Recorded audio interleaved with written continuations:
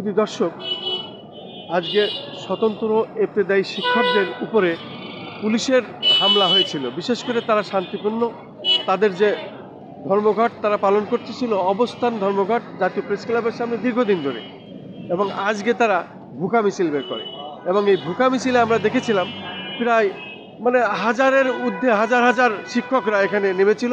বিশেষ করে জাতীয় প্রেস ক্লাব থেকে শুরু করে তারা পুরানা পল্টন মোড় হয়ে রাজধানী ঢাকার বিভিন্ন রাস্তা প্রদক্ষিণ করে তারা আবার সচিবালয় সম্মুখে যখন যায় তখন পুলিশের বাধার মুখে তারা পড়ে। এবং পুলিশের বাধার মুখে যখন তারা পড়ে তখন আমরা দেখেছি সেখানে টিয়ার সেল, বিশেষ করে কাঁদানে গ্যাস এবং সাউন্ড গ্রেনেড এবং সেই সাথে জল কামান তাদের উপরে নিক্ষেপ করা হয়েছে। এবং তাদের প্রায় 200 শতাধিক শিক্ষক আমরা প্র্যাকটিক্যালে দেখেছি আহত হয়েছেন, এবং কেউ হাসপাতালে ভর্তি হয়েছেন, কেউ বাসায় আছেন, কেউ প্রাইভেটভাবে নিচ্ছেন আর কি।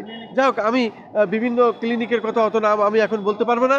আমি সেই ইবতেদায়ী শিক্ষকদের নেতা যারা তারা প্রত্যেকে এখানে এসেছেন। বিশেষ করে সন্ধ্যার পরে এনসিপি নেতাদের সাথে তাদের একটা বৈঠক হয় এবং জাতীয় প্রেস ক্লাবের সামনে তারা এখানে একটা বিবৃতিও দেয়, এবং এনসিপি নেতাদের সঙ্গে তারা ঢাকা মেডিকেল কলেজে আসেন। এই হাসপাতালে এসে আমরা দেখতে পেরেছি তারা ওই অসুস্থ যেসব ইবতেদায়ী শিক্ষক নেতারা আহত হয়েছেন তাদের চিকিৎসা ক্ষেত্রে তারা এখানে এসেছিলেন খোঁজখবর নিতে। আপনারা কি দেখলেন, কি জানলেন? যেহেতু আপনি এখানে নেতৃত্ব দিচ্ছেন, আপনি মখলিসুর রহমান সাহেব, আপনি প্রথমে বলেন, তারপরে অন্যরা বলবে। কি দেখলেন? ধন্যবাদ। আমাদের ইবতেদায়ী বাজার শিক্ষকরা তাদের যুক্তির দাবি নিয়ে আন্দোলনের ধারাবাহিক অবস্থায় আজকে আমাদের ভূকম্প মিছিল কর্মসূচি ছিল।